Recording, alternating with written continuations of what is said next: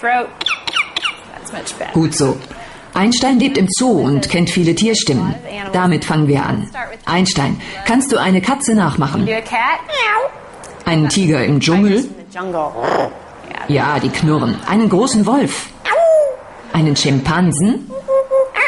Ein Schwein? Pig. Einen Hahn? Rooster.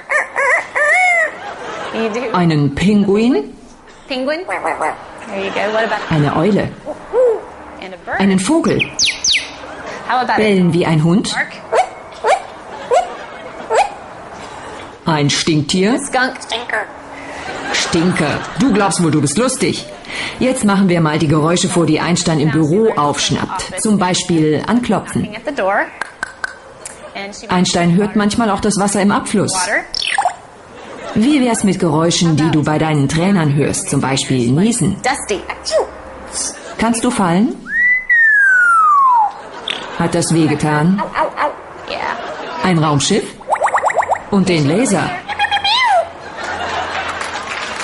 Und was sagst du den netten Zuschauern jetzt? Schickst du ihnen einen dicken Kuss? Und wie verabschiedest du dich? Einstein.